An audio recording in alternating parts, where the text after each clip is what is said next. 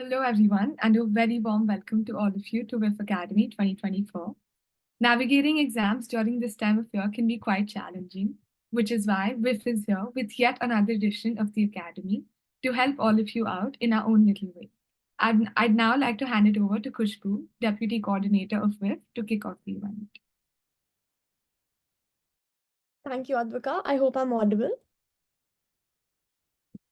Great. Hello, everyone. Thank you for being here today. And I would like to extend a very warm welcome from the coordinator team side to all members for the very first event of the year with Academy.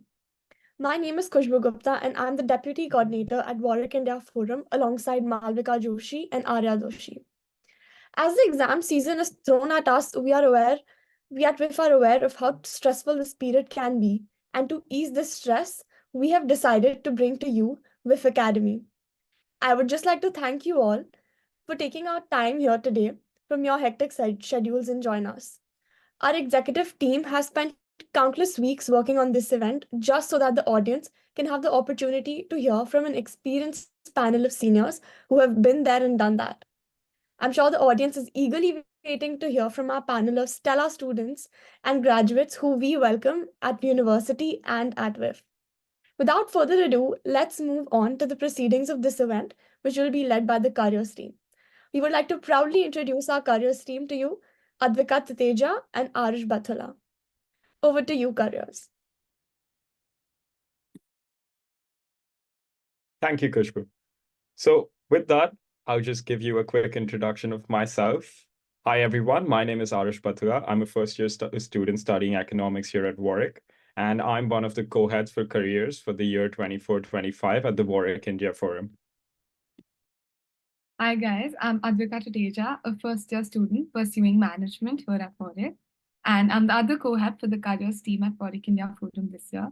And over the year, as the careers team, Arish and I hope that we're able to provide you with more events like these to cater to all your career needs and help you succeed. Now, we'd like to formally welcome you all to the first panel of the Wif Academy series, the Wbs Panel. Over the span of 3 days, we'll be having course-specific panels for law, management in A&F, economics, psychology, and an interdisciplinary course panel with second and third years from each field, sharing their experiences with exams and the course overall. Now, we'll begin with the panel introductions themselves. Today, joining us, we have Kshitij Narayani, Meher Jeswani, Vidhi Nair, Tanmay Koregaonkar, and Harini Desai. I'd like to hand it over to the panelists themselves to tell us more about themselves and the course, as well as the modules which they have taken. Hi guys, I am Kshitij Narayani. I'm a third-year, final-year management student from New Delhi, India. I have taken modules pretty much across every department there is under WBS. Over my 3 years here, I've done multiple societies. I've been in WIF itself. I've been in Enactus, 180 DC. I've actually also been a steward in the film SOC. Some of the modules that I topped in was operations management, global environment of business in my second year. Also, I've done internships with Tech Mahindra, EY India, and I also did a project with Deloitte. And lastly, a fun fact about me is that I'm a black belt in Taekwondo, but I'm out of practice, so I can't promise that I can defend you that well. Hi everyone, I'm Meher. I am a final year business management student. I'm specializing in digital business. I'm originally from India, but I'm brought up in Dubai. And I've topped in modules such as global environment and business and corporate entrepreneurship. After graduation, I'm going to join HSBC as a strategy and transformation analyst.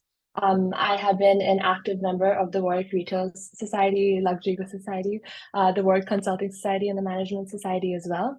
And a fun fact is I love singing. I'm part of Warwick A Cappella Society, and I've done all my Trinity College London exams as well.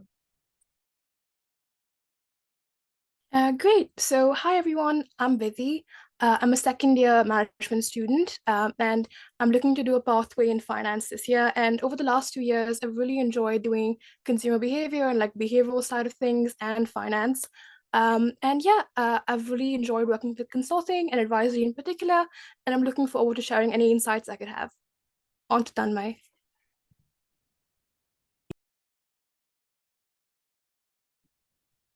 Hello, everyone. Nice to meet you guys. I'm Tanmay Kurgaonkar. I'm a second-year management student majoring in finance. I'm the recipient of the Global Meritorious Scholarship Award offered by the University of Warwick. I recently completed a spring internship with Barclays for international corporate banking, and I'm happy to share that I've been given a return offer for the summer internship as well. In terms of societies, I'm an ex-careers head of Wif, and I also am the sponsorship officer for Warwick Badminton Club. And a fun fact about me is that I play badminton at a national level, and I've been representing the university team for multiple tournaments across the UK.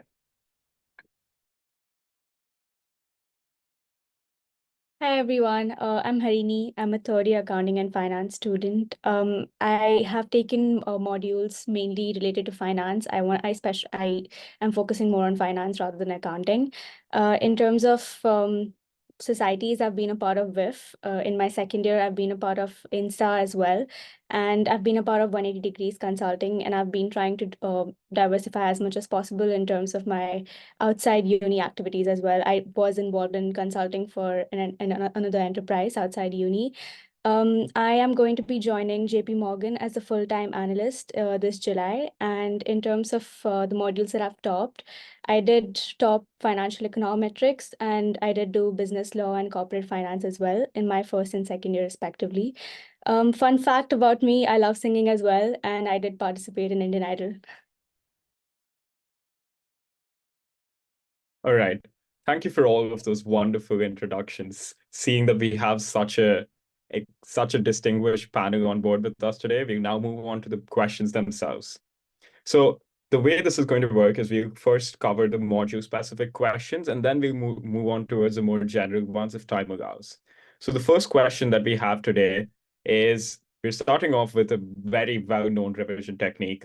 How effective are past papers? Should we, students preparing for WBS exams, focus more on them or focus more on the lecture content that is provided this year? Thank you, Arush. Thank you, Advika, for having me over for the WBS panel. Coming to answering the question now, I think past papers are quite important, but what I would say is definitely focus on your lecture and seminar resources.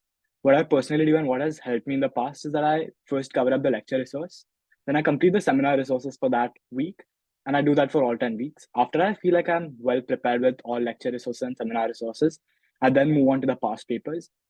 I think it's important for you to solve past papers because you get an idea about how the exam would be, the format of the questions, and you can also strategize your timings in terms of ensuring that you complete the examination on time. So, honestly speaking, I think first focus on your lecture and seminar resources and then move on to your past paper so as to get a gist of what you'll be getting on the day of the exam. So, that's the advice I would have. Yeah, I completely agree with Tanmay. I think they can be really helpful in exam preparation. However, I would suggest that you speak to your module leaders and see if the past papers align with what they expect this year as well. Because I know that many years we have module leader changes and we have like them constantly adapting to new demands for students. So they might like change the question type or the structure. So we wouldn't want you to waste your time preparing something that's not going to come in your exam. So I would suggest going to revision lectures, listening to what they have to say, asking them for advice. And a personal note here is that I personally don't really enjoy doing past papers because if there's no solution given, it can make me a bit anxious about if it's correct or not. But if there's an answer key, I would definitely recommend doing like a proper mock and like sitting for like, especially finance ones, like the solution key, like spend a day, do proper like a proper timed environment mock test, and it'll help you feel more confident for your actual exam. Perfect. Thank you, Tanmay. Thank you, Vidhi. I think the next question that we're going to ask, you guys somewhat covered that, but just to go into it in a little more detail, are seminar questions really worth it, or should you focus on lectures more? Because sometimes seminar questions are much more easier than the ones that they go over in the actual lectures. So just addressing that, I would say that seminar questions are the most important when it comes to preparing for exams because lectures set your scene for the seminar questions. Seminars test you on what the lecturers are teaching you, and the past exam papers are usually like an extension of the seminars in one sense. And it's a very good way to just make sure that you understand everything from start to finish, because if you just focus on consuming the content, you're just gonna forget it as fast as you consume it, is what I feel. I would say that it's better to do all the seminar questions if you have the time, but if not, then look at the past exam papers, see what kind of questions they're asking. And there are some questions in seminars that are obviously really hard and they will definitely not test it. So you can decide not to do them. I remember for last year for accounting for business, the exam paper was very similar to what I'd done for my seminars, and that's how I could score well. So I think, generally speaking, focus on your seminar questions as well, along with your lecture notes. And like Harini said, I think if you have time after that, I think definitely look over the past papers too. All right. Thank you for those wonderful answers. We'll now be heading into a little bit more module-specific question. So what would you say would be the best way to prepare for the Foundations of Financial Management module, that is IB 12550, considering that not only is it an in-person paper this year, but it's also one of the toughest modules as considered by many WBS students? Yeah, so if I could, I would agree that it's one of the most challenging modules that I've ever taken. And I think I spent the most time studying it. So I think it's a bit cliche, but I think there's no one strategy that works for everyone. It depends on what kind of work you like to do. But I'm going to give you a few options of things that have worked for people that I know and that might work for you to see what fits well. So I would say that the main problem that people have in exams, especially like the finance one, is that they fail to know which formula, which concept to apply for each question. So that it's not like you're going to make calculation mistakes in a simple paper. It's not very arithmetic heavy. It's more about concepts. So the challenge comes in identifying formulas. So there are two ways to approach this. You could either like I did, I fully went through all my lecture notes. I watched the recordings again. I fully understood each concept and each formula, and I ensured that I could like look at a problem and know what formula, what equation applies here. The other approach to doing this is that you do so many practices and so many other questions that you understand just by looking at it where it goes. For me, I think that I benefited more from learning the concept and the intuition behind each formula, because I think it sounds funny when I first heard it as well that finance is intuitive, because it's typically not for people like me who are really bad at math. But I think once you listen to the lectures, it kind of starts making more sense. And if you don't like memorization, it is really helpful to kind of understand where the equations are coming from and how you can derive them easily. So if you don't want to do the memorization thing, you can definitely watch lectures. But I know people who have really enjoyed doing practice sets and like hundreds of questions, textbooks, etc. And they are really, really good at spotting the way to like get a question by just looking at it. So I think it depends on what you know, and definitely if you have like a practice mock done, it'll help you be more confident in your actual exam. Similar to what Vidhi said, it definitely understanding the concepts is very important. And while you're doing that, something that I used to do, again, I'll preface all my answers by saying that this is what worked for me. What I did was, while studying each week, I used to make a cheat sheet. And with every cheat sheet, week 1, lecture, asynchronous seminar, and whatever concept that, or whatever formula that I found important, I would write it next to it, so that revision becomes very easy. Memorization becomes pretty easy. And I know we've repeated it to ad nauseum, but seminar resources were very helpful for this particular module. Practicing is key, especially when it's an in-person exam. Treat it like any other in-person exam. Like Vidhi said earlier, replicate the same scenarios, try to give a proper mock, use a calculator. Getting familiar with the proper calculator is pretty nice, because once you figure out the small details, because there are sometimes hidden cheats inside a calculator, it really makes life easier for you when you're giving the exam. So I think those would be the key points. But yeah, practicing is the most important, and it applies for every single module.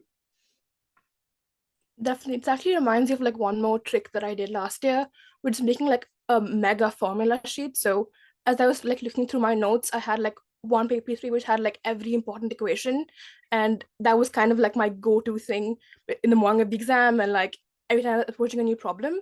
So I think that you have so many notes, it's easy to have like condensed into one sheet.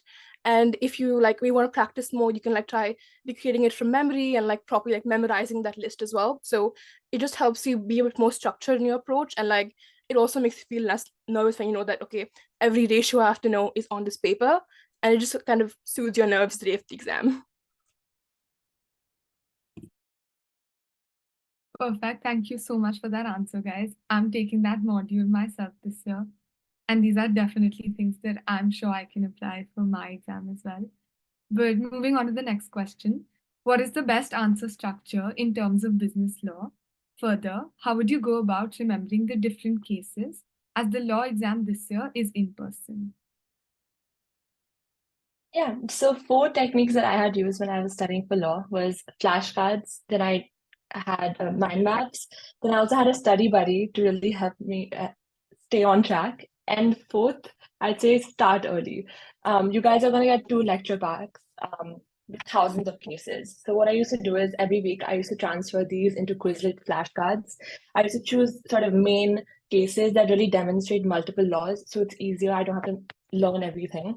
But if you have time, learn as many as you can to demonstrate maximum amount of knowledge when you're writing the answers. I remember 2 weeks before the exam, my friend and I actually sat down. We started creating mind maps of each topic that the teacher highlighted as deep revision. One tip, a lot of people tell me mind maps don't work for me, Meher. So what you need to do is color code them. Use fancy colors, pink, black, white, make them as attractive as possible. And second of all, come up with creative names for cases. Like I remember there was this one case, Carlyle versus Smokeball 1893.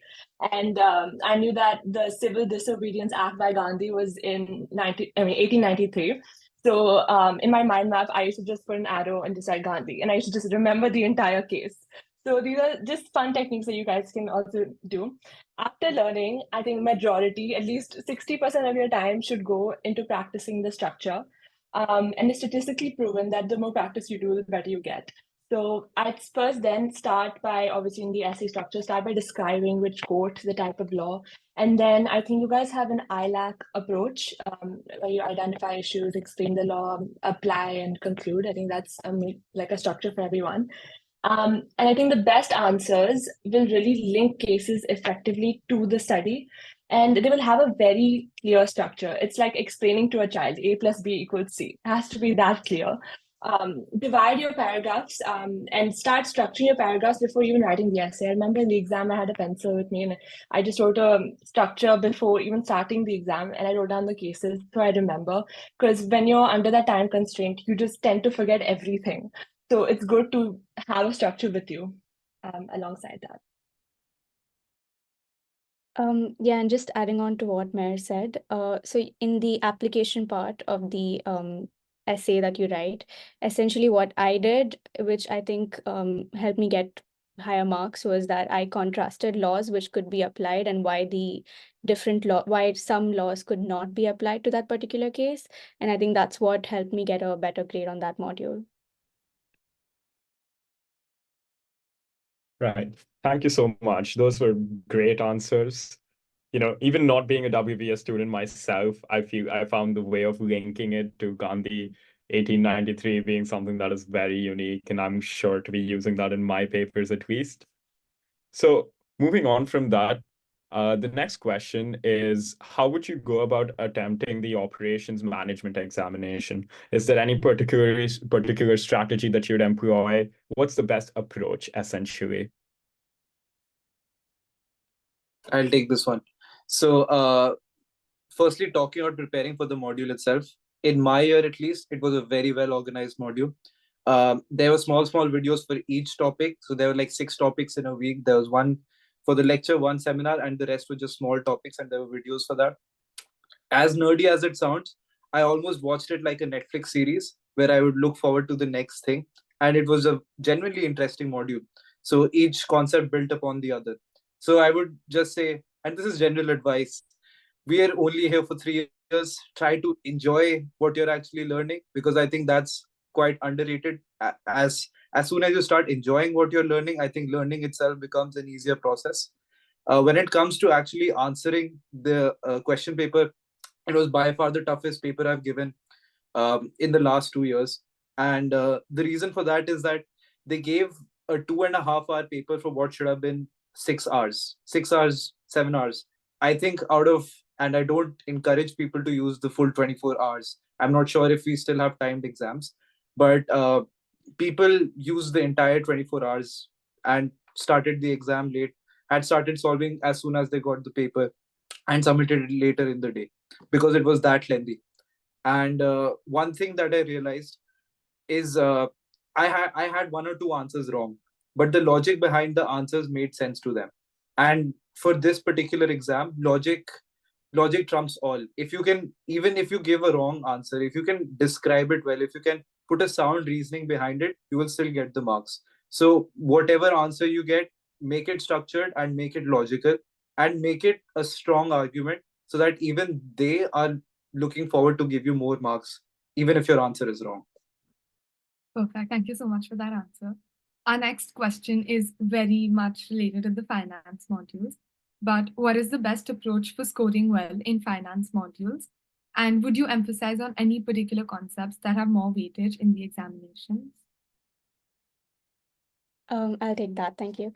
I would say your first step to starting to study for a finance module would be to look at the past paper because they most likely have a common structure over the past few years. For example, if I think about financial management, which I think is similar to foundations of finance, they usually have one question on market efficiency and one question on financial arithmetic. And you get an idea of how to go about your studies the moment you look at the exam paper. That I would say should be your first step. And I would say if you don't have time and you're studying last minute and you it's ready to Sudoku, a lot of students upload their notes on Sudoku, and most of the modules have like notes uploaded, and you can just download these notes. Again, binge watch the asynchronous videos like a Netflix series, and you have the notes ready, so you don't really need to like make the notes at the same time, so that takes away a lot of burden. Yeah, I would say do that. Do the seminars right after you do the lectures because they really help you remember everything that you've learned, because as I said before, if you keep consuming the content, you're eventually going to forget it.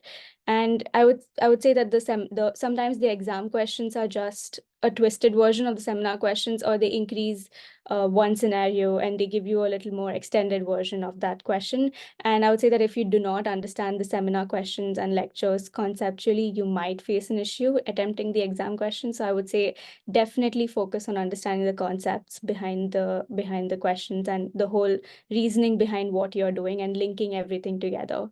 And after you are confident enough with all your content, only then attempt your past papers, because I know some people who attempt past papers 2 weeks or 3 weeks before the actual exam. I personally feel it's not worth it because you end up forgetting or you don't end up revising enough to actually test yourself in these papers. But yeah, that I would say that's the way I prepare for finance exams. Right. Thank you so much for that answer as well. Now, moving on, we're tending towards a little bit more of a general question here. But what, in your eyes, is the best way to revise for each module? Now, this could be the core modules for the management course or for the accounting and finance course. But essentially, we're looking at your strategies that are somewhat specific to each module.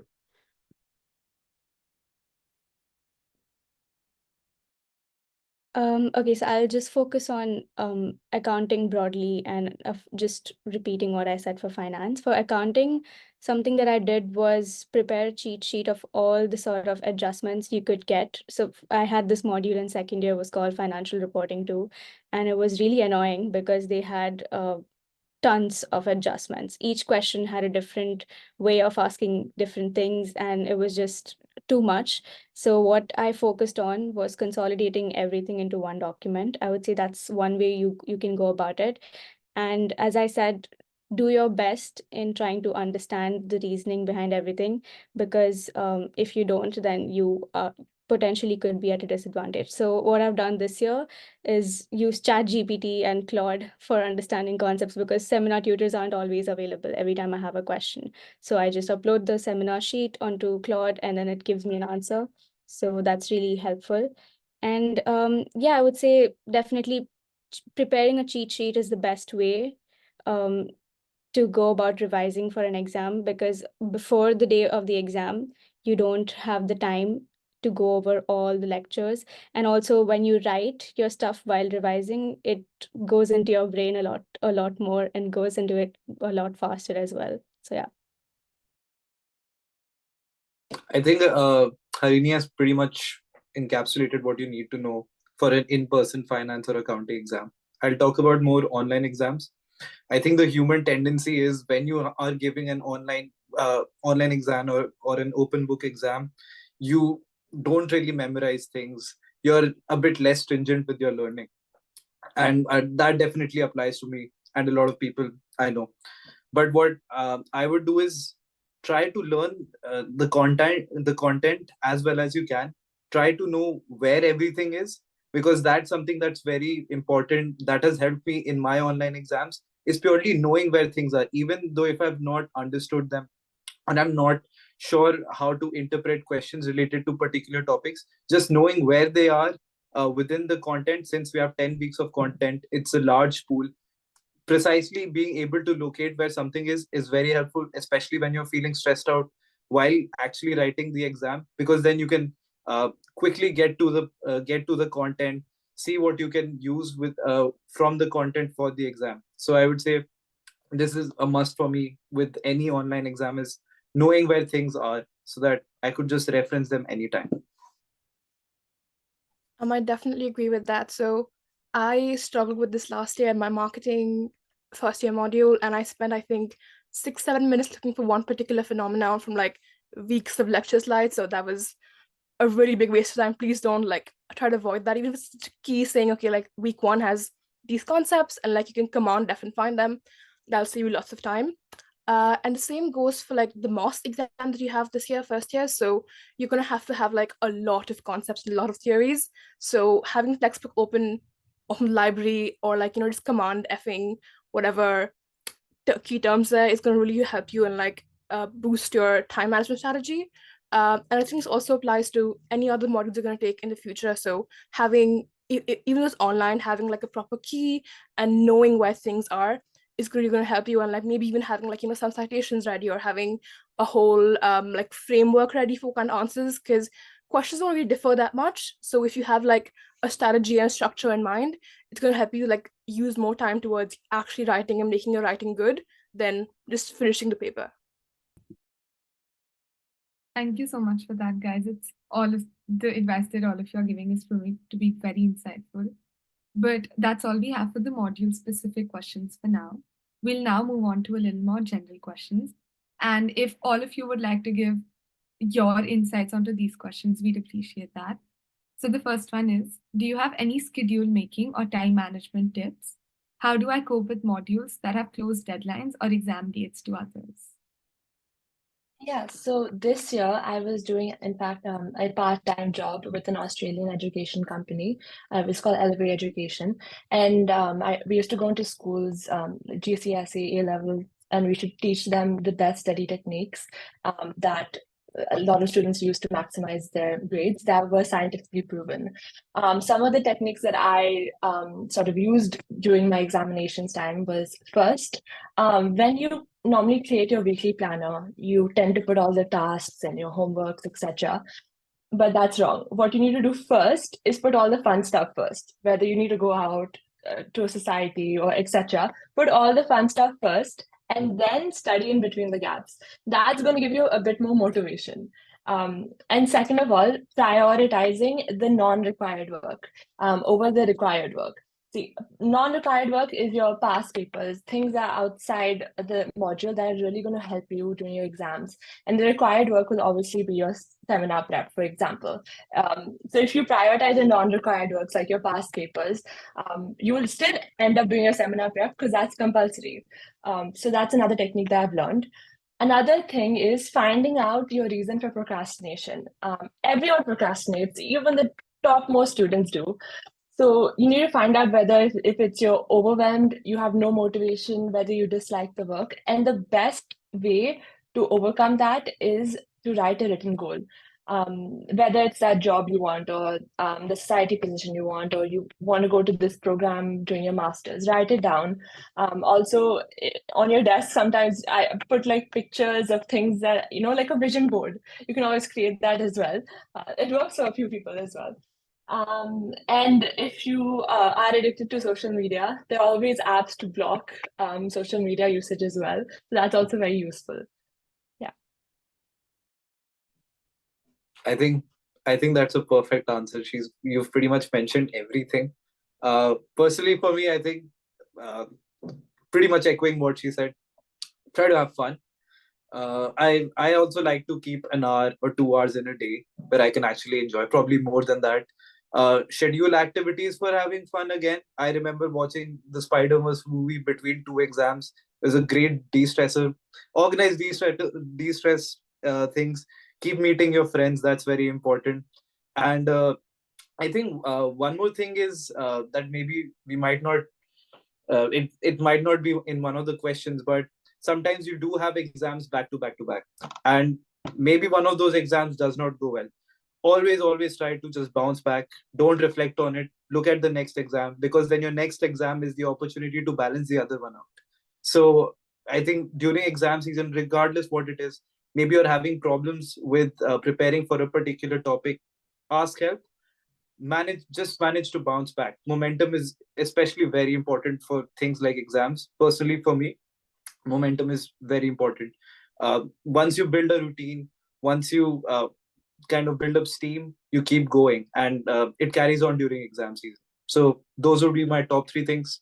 Have fun, don't overburden yourself, and just bounce back always. Whatever setback you face, try to move on from it as soon as you can. Yeah, no, definitely I agree. So have fun is really, really important. But just to add here, I would suggest having fun in like a nice way, in terms of like, for me, maybe like watching Netflix isn't that relaxing, even though it's like a fun break from studying. I don't come out of watching Netflix or like come out of like just sleeping very refreshed. So I think scheduling like time to talk to your friends, like go out, like just be outdoors, that can be a bit more like, it can clear your head a bit more than watching a TV show, even though you might really want to. So I think try to like shape your day around being able to have like a clear mindset. And even if it means like, leaving your home, like don't sit in your room, study all day, go to the library, meet friends, do like a study group thing. Just like ensure that you aren't burnt out, but that you're also like pushing yourself and you have like a clear structure, that you aren't being overwhelmed. And yeah, also I think back to the question about how to prioritize things, I would say that sometimes you have like too many things together. But for example, like if you have an exam for MOS and finance together, MOS is something that, it isn't very, you have to cover all the concepts. You have only 2 essay questions. So technically, even knowing two weeks worth of lectures will be enough for you. So if you like selectively study a bit, it's fine. But in finance, I think you have to know everything. So when you do finance, you should know the basic to the most like extreme level of questions. So if you have to skip something in finance, maybe skip the last weeks, which is like foreign exchange, something like that. But you should know that every basic topic is covered fully. So you shouldn't like half study every week, and you should like ensure that you're covering everything fully. And if you have to give something, give up like the side topic that might be like worth 10-15 marks. I think also, not to sound like an old Indian auntie, but sleep, health, food, very important. Try to not eat out, but like even when you're eating out, have nice food and try to get your 6-7 hours of sleep. I think it's unbelievable what sleep can do for you during exam season. You want to be refreshed while you're studying, and you want to eat clean, because again, that boosts your motivation. You feel nice, and yeah, just taking care of yourself is very important as well. But that's all from me. Right. Thank you for those wonderful answers. Then moving on, this is something a little bit more related towards the professional aspect. And it is, how important would you say exam results are when it comes to applying for internships? What are some tips, general tips that we could have to navigate the internship and the grad application process? What is the best time to apply? And just any, ideas that you might have surrounding these internship application processes. Yeah, so in terms of exam results, on the portals, when you apply for your summer, your grad jobs, they will ask you if you're on the path of achieving a 2-1. Some companies also are fine with 2-2, depends. And then for at least grad applications, they did ask me for my high school grades to upload transcripts, etc. Depends on the company. I think internships will possibly ask that maybe as well. Um, and I would say a lot of people think, first year doesn't count. It's all to have fun. But if you come in with a mindset that, okay, I have to work hard. At the end of the day, I want to stay back in the UK. I want to get a job. Then that will motivate you automatically in your second year, and you're going to achieve your 2-1 or above. In terms of internships and grad jobs, right now, we all know that the financial crisis is happening. In fact, today, I know a lot of my close friends got laid off from their grad jobs in the Big Four. So I'd say first do your research on the companies that are hiring. That is very important, and start as soon as the portal opens. Companies will give you that info beforehand that we're opening this position up on this day. Therefore, you can apply on that day and do the tests that they give you maximum by the next day. Even though your CV, everything counts, at the end of the day, it is a numbers game. And one thing that I also took help from was LinkedIn Grow. It is a mentorship program. Purvi Agarwal, she mentors over 200 students at Warwick, has gotten people into amazing jobs in consultancy and banking, etc. So please do check her page out as well. But yeah, that's it for me. Yeah, I agree with what Maya said. Just to reiterate and just to add on to a few things. For summer internships as well, I think you should really focus on applying early on. By early on, I mean you should apply by I think September to October. I'm saying this because most of the applications are get closed on a rolling basis, and the earlier you apply, the greater probability you have of getting a or securing an internship as well. And in terms of your grade, I wouldn't say it matters as much, but as long as you have a 2-1 or even a first, it always helps. So definitely do look into your grades as well. Don't completely ignore them. So that's another important aspect. And for your interviews, as much as you have a good experience and as much as internships you've done before, I think really focus on connecting well with the employer and your interviewer, sorry. And I think connecting with the employer, just asking them questions, just showing your eagerness to learn, I think it'll really help you secure that internship because most interviewers, from what I've experienced, go on the person you are and go on the basis of how you are during the interview. So many interviewers take interviews which are blind interviews, which basically mean that they don't know who you are as a person. So make sure that you communicate what you've done, the experiences you've had, and just make sure that you're yourself during the interviews as well. So I think these are a few tips that I would have for you guys for your internship applications as well. I would just wanted to add that as a first year, you have a lot of time during your summer, which you could use to connect with people on LinkedIn as well. I would say that's a very, very underrated way to sort of navigate the internship area.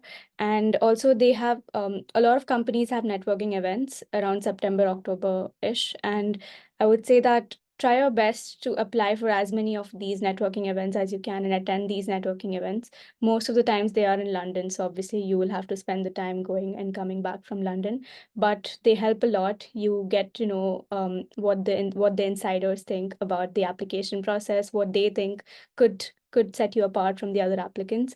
And yeah, that's kind of the way I followed as well. So yes. All right. So now this brings us to one last question, a general one again, that I have for the panelists today. And so it's generally surrounding anxiety and, managing stress during the exam season. Obviously, everybody tells you, you need to eat healthy, you have to go out and have some physical exercise, meet your friends. But if you could share any unconventional tips that helped you, something that isn't necessarily very obvious, that doesn't strike the mind instantly when you think of managing stress. If there are any such tips that you could share with our audience today, that would be very wonderful. Yeah, so I think Warwick campus is beautiful. I normally go cycling whenever I have to de-stress. I know there's cycles all over campus. And another thing I've recently gotten into is yoga. So there are a lot of breathing techniques that can really help calm down your anxiety in stress situations. So I would really look into that as well. For me personally, I'd like to plan out everything on my little Google Calendar, and it really stresses me out when I don't complete something for one day. And I think over the past 2 years, I've tried to get to terms with the fact that I will not be able to complete everything every single day. And there are days when I will be at my best, and there are days where I will be at my worst. And for me, I'd say just the action of shifting all these tasks to the next day, that sort of de-stresses me. So if that helps you, then amazing. I think that's something I do just to help myself. Tanmay, Vidhi, Kshitij, is there anything that you guys would like to add to the answer? For me, similar to Harini, and just some days it's just not for you. Some days things will not work out. You might not be in the right headspace to learn. It's not really unconventional, but I just like to take a day off sometimes and transfer my workload to the next day. Just spend the day outside or lie on my bed or watch something. Anything that makes me feel comfort, anything that makes me refreshed for the next day. That's pretty much what I do when I'm feeling too stressed out. And yeah, I think speaking to friends, people who are in the same situation as you, always helpful. And yeah, just try to get your head clear when you're not doing well. Speak to people at home, speak to people here, try to get advice from seniors, whatever works for you. But just just clearing the head is what I'm trying to say, feeling fresh for the next day. Yeah, definitely. I think like breaks are really important. And for me, how I ensure that I do take breaks is that I plan kind of in advance. So luckily at work we have like three weeks before exam starts. So I want to like avoid a situation where I have to end up being stressed. So I would like leave room for break days for days I don't feel like doing work or if I want to go out, and ensure there's enough space for me to like be a bit more flexible with my study schedules. And I think overall just planning a little bit more will help you like feel a bit more comfortable. And even like psychologically, maybe studying in the day is a bit less stressful than studying at night, because I think studying at night is a bit like, oh, there's something coming up, I have to like cram. But like in the day you wake up and you study, and it's just a bit more free flowing. So I think try to have like a good sleep schedule and like be a bit more intentional with how you're spending your time. I completely agree with what everybody said. Scheduling is something that's really helped me as well in terms of managing my work, managing my stress. I think if I pre-plan things, I'm happy with what I have to do in the coming time. So scheduling is definitely one of the things that I look into. Another thing is that badminton has really helped me de-stress and get my composure back. So that's another thing that I do. And honestly speaking, I think getting good sleep is very important during exams. So you're not just sleeping well, but you also like are not really stressed because you get that good sleep and you have your head cleared from the work you've done the previous day. So having a good rest after a heavy work day, I think it's quite essential. So yeah. I'd like to add on one more thing, and it's more about having stress while you're giving exams, the mid-exams season, when you have exams every week or every 2-3 days. Sometimes again things might not be going well for you, and you just have to take a second and look at things in the grander context. I always like to think about what's after the exams. Summer break is coming. I'm going to this country, or I'm going back home. I'm going to get time to spend with my friends. I think always looking forward can be, it can be motivating, in the sense that okay, I only need to do 2 more exams. I'll give it my all, and after that I'll enjoy. I'll go to this country, I'll meet my friends, and I'll have fun. So I think for me, looking forward always helps out in these things. Thank you all again for that. That's all the questions that we had from our side for you today. But we'd now like to open the floor to our audience for the Q&A session. So in case anybody has any questions that they'd like the panelists here today to address, please feel free to put them down in the chat box and we'll read them out for the panelists to answer. So our first question is from Himang. How do you deal with core? So which panelist would like to go ahead and answer that? Multiple of you can take it if you want.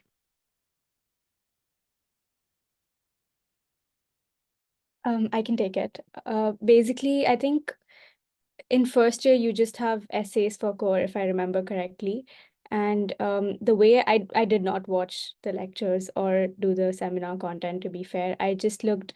So I think I went about it by looking at the question, the essay question, then linking it to 2 or 3 topics, which I just searched from the lecture content and whatever's on the website. And then I focused on just those 2 or 3 topics and went in depth into these topics. And whatever research that I did was around these 2 topics. I did not look at the other stuff that was in the module, and that really helped because it saves a lot of time as well. And I don't think you need to concentrate on more than 2 or 3 topics in the whole essay, because I think WBS in general prefers more in-depth analysis as compared to just naming more things. Thank you for that. We have another question. I take business analytics this year, and this year it's an in-person exam, so there aren't a lot of resources on how to prepare for the exam. What can I do to prepare for the exam, and what is the best technique to study for BA? So I'm actually kind of surprised that BA is a in-person exam, because for me it was very, very Excel based, and I had like a whole document of like ready-made formulas, and they were like these complex kind of tables, I think, that I had to like learn. So I spent like a week just doing them. So I think I'm not sure how helpful we can be, but I think I would say talk to your module leader, go to like office hours, ask them, because if it's a big change, they're probably going to have like resources to help you out. But I would suggest practicing a little bit, working on interpretations if you don't work with physics very often. So maybe like, knowing what kind of questions typically come in the exam and how you like interpret. Because I'm guessing if you can't like do statistics, you have to like analyze them a bit more. So work on that, see if you can like understand where different tools go, and just have like a good grasp of every concept, and that where you have to like apply one thing or the other. Definitely agree with Vidhi. I would say that look at the past papers as well. Definitely ask the module leader what this year's structure is. But I would say the past papers would give a good idea, because the only difference that potentially would be between the online and offline exam is the use of Excel. I think we had to produce the tables ourselves and then interpret them. You would get the tables and you would just need to interpret them. So I think business analytics had a lot of answer keys as well. Look at those answer keys. Make sure that whatever answer you write follows the structure that they have given, because that was really helpful for me. And I think for an offline exam, I think the linear programming, I think it was that the concept towards the end that they teach. I think that's a concept that they can potentially test in an offline exam, and they might focus on that as well. But definitely focus on your analysis of regressions. But yeah, that's my advice. All right, the next question is, for accounting and finance module selection for year 2, would you suggest management accounting or economics or strategy? I'll take that because I'm doing accounting and finance, but I didn't do management accounting because I personally found management accounting quite boring, even in first year. So I decided to go with econ for strategy. And that module was actually quite easy. I wouldn't say the professor was good, but it was quite easy. So yeah, you could reach out to someone who did do management accounting. I think they have an essay as well. So that changes things as well, because you would need to put an effort in term 1 and before your exams as well. Perfect. The next one is, are there any websites or tools that you use that help you prepare for the exams?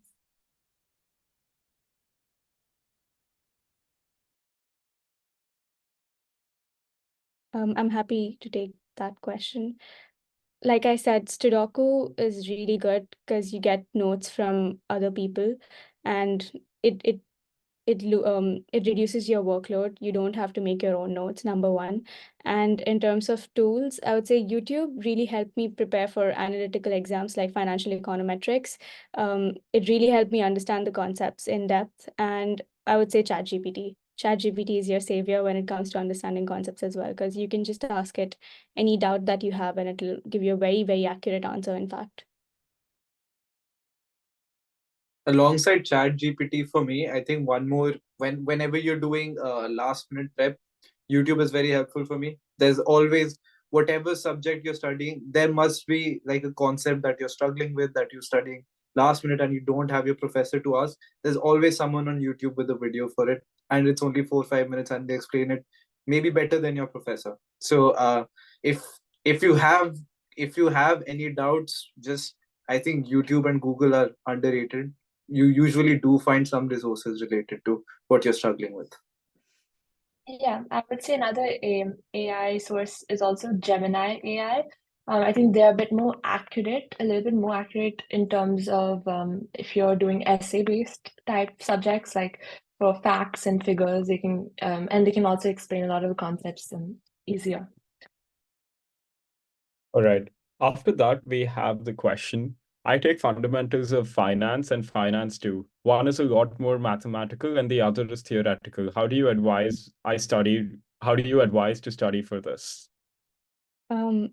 I think fundamentals of finance is finance 1, if I'm not wrong, and finance 2 is the corporate finance module.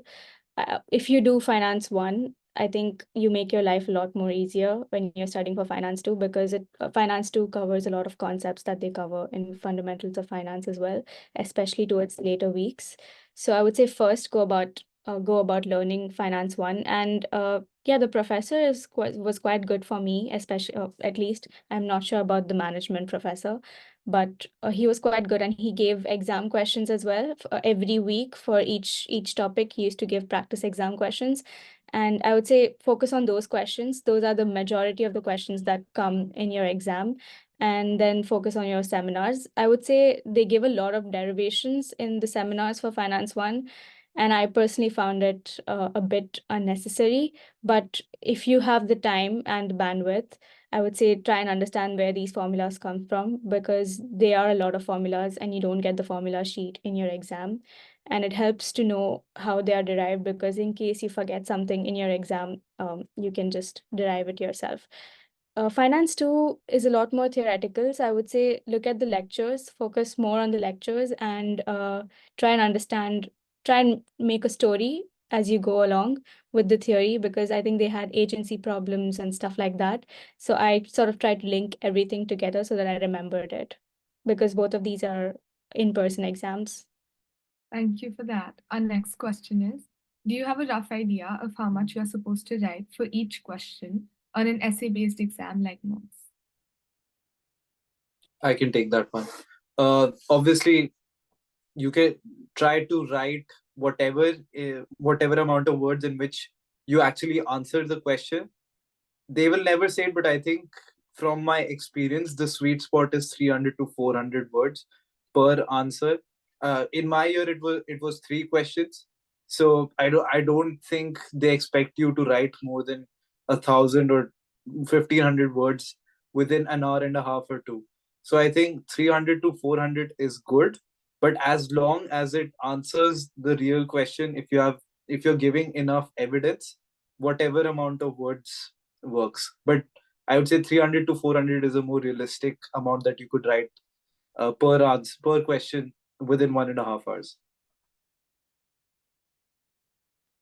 Yeah, and while people struggle with like underwriting, I would also recommend not overwriting, because that's what I tend to do sometimes. Like I tend to like go on and on and on in like an essay-based question, but at the end of the day, it is a checklist they have to see. So if you make it easy for them to give you marks, like, oh, tick, tick, tick, they've covered these points, it'll make it easier for them to just like score you without having to like read a lot of text. So you're just making it easy for them basically by like signposting. So I would recommend being smart with what you're writing and like how it connects, rather than just writing whatever you think might be relevant and might get you like extra marks. It won't.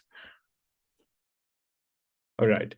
After this, we have how can I manage my studies and applying for placement year applications alongside studies throughout the year and during the exams. Tanmay, would you like to take this one? Yeah, thank you. So what I would recommend is create an Excel file for yourself where you mention the companies you have applied to and what upcoming deadlines you have for those particular applications. In terms of managing work and studies alongside, I think schedule your days and weeks way ahead of time, because then you get to know about how much you have to go on about for the next week. Additionally, what I used to do is for the first half of the day, I would prioritize working on my applications so that I'm done with those. And for the later half of the day, I would focus on my module material and then complete a lot of work for my coursework for the rest of the day as well. So that's how I went on about it. And it's also important for you to focus in your applications because bear in mind they get closed on a rolling basis. So you can't get late on applying to a few firms as well. And so I think it's important for you to have an even balance between the two because again, for studies, you'll have a lot of tests coming up, you'll have a lot of exams coming up. So you can't really miss out on that. So just having an even balance would really help you. Definitely. I want to add to that by saying that it's really about holding yourself accountable. If you're going to tell yourself, okay, every single day I'm going to apply to at least 10 companies or 10 placement year applications, you will at least end up doing 4, 5 max. So it's really about the way you think about it as well. So tell yourself, okay, every day at 2 p.m. I will have to do this. Yeah. Thank you so much for that, guys. This is the last question for today. How do you prepare for the marketing strategy exam since it is just a 2-hour window and there are a lot of theories and the portion is vast? I can answer this one. So from my memory, marketing strategy had a lot of overlapping theories and interconnecting theories. So while preparing, what you can do is you can actually like make diagrams where you link those theories together so that when you're actually answering the questions, you can use them together and you can actually make note of them. Again, as Vidya and I said earlier on, making note of where each theory is, where the content is across the 10 weeks so that you can easily relocate, easily go back and reference it while you're giving the exam. I think those two strategies worked a lot for me.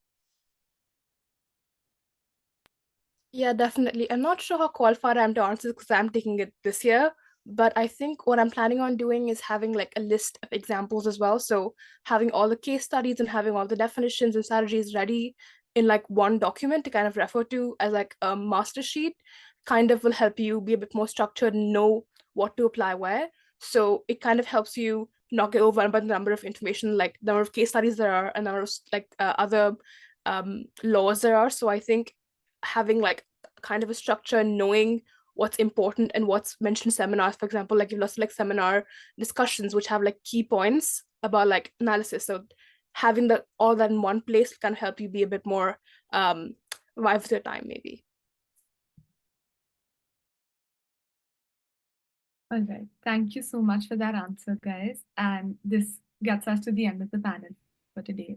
So yet again, thank you, Kshitij, Meher, Harini, Vidhi, and Tanmay for all of your time today. And a huge, huge thank you to the coordinator team, Ara, Malika, and Khushbu, and the Wif team, of course, for making Wif Academy possible this year. To the attendees, we hope you all take back the valuable insights shared today and that all of you feel a little bit at ease about the upcoming examinations. So please feel free to reach out to any of the speakers via LinkedIn. And we will also be uploading the recording of this panel onto YouTube in case anyone wants to access it later. Or if you missed out on any parts, you can handle all of that through our socials. Please do not hesitate to reach out to either us on the careers team, Advika or I. Our numbers are there on the screen as well as the careers email. And if you have any feedback or suggestions, we're always open to it. Thank you so much for attending, and we hope you have a nice day.